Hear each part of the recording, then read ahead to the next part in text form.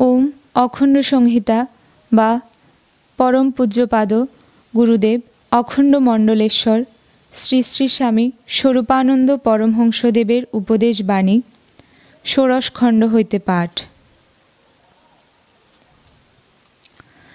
আত্মসমর্পণ ও মহাশক্তি। কুমিল্লা জেলান্তর্গত আকুবপুর নিবাসী অপর এক পত্রলেখকের পত্রের উত্তরে শ্রী শ্রী বাবামণি লিখিলেন, ভগবানের চরণে করো আত্মসমর্পণ। ভগবানে আত্মসমর্পণের মধ্য দিয়া তোমাতে মহাশক্তির আবির্ভাব ঘটিবে। সেই শক্তি যুগপৎ তোমার উদ্ধার ও জগতের উদ্ধার সাধন করিবে। তোমার নিজের শক্তি এত অল্প যে যথেষ্ট পুরস্কার সহকারে তাহাকে পরিচালন করিতে গেলেও জগৎ ও নিজের জন্য যাহা করিতে চাহ তাহার শতাংশের একাংশ করিয়া উঠিতে পারিবে না। ঈশ্বরে আত্মসমর্পণের দ্বারা তাহার অমিত শক্তি তোমার মধ্য দিয়া প্রবাহিত হইবার যোগ্যতা অর্জন করো। সব জিনিসের মধ্য দিয়াই কি তড়িৎ শক্তি প্রবাহিত হয়? যে জিনিসের মধ্যে প্রবাহ গুণ রহিয়াছে মাত্র তাহার ভিতর দিয়াই মূল শক্তি উৎপাদক কেন্দ্র হইতে উৎপাদিত হইয়া বিদ্যুৎ ধারা নানা স্থানে বহিয়া থাকে। আত্মসমর্পণের দ্বারা তোমরা তেমন হও।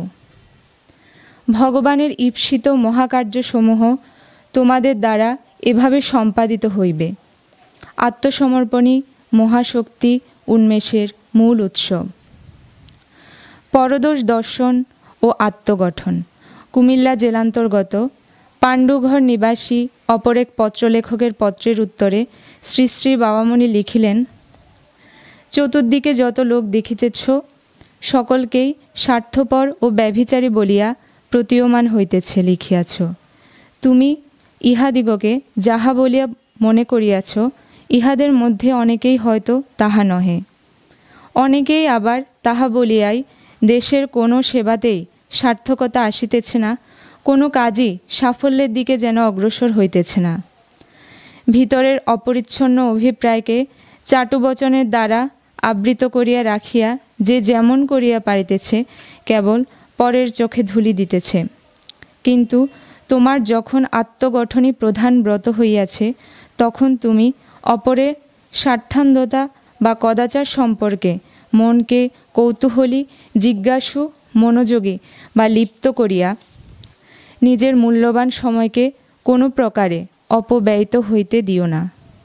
ইহাতে তোমার যে কেবল সময়ই নষ্ট হইবে তাহা নহে, সুযোগও নষ্ট হইবে এবং সর্বাপেক্ষা বেদনাদায়ক ব্যাপার এই ঘটিবে যে পরের দোষ, ত্রুটি, চ্যুতি ও অপরাধের বিষয় ভাবিতে ভাবিতে নিজের ভিতরে দোষ প্রবণতা এবং চ্যুতি উন্মুখতার সৃষ্টি হইয়া যাইবে। যেই বস্তু বা ব্যক্তির চিন্তা করে সে সেই বস্তু বা ব্যক্তির গুণ অল্প হইলেও পায়।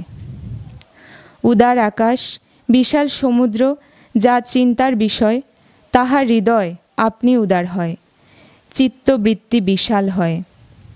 বুদ্ধ, শঙ্কর, যিশুর মতো মহামানবের জীবনের কথা যে চিন্তা করে তার হৃদয় তাঁদেরই মতো হইতে থাকে।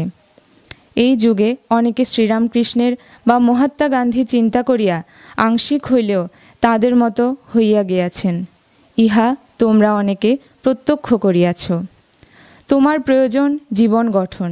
তুমি এখন সর্বপ্রকারে পরদোষ অনুসন্ধান করা হইতে যতটা সম্ভব দূরে থাকিবে, পরের ত্রুটি সম্পর্কে একেবারে উদাসীন হইবার জন্য চেষ্টা করিবে। হরি ওম।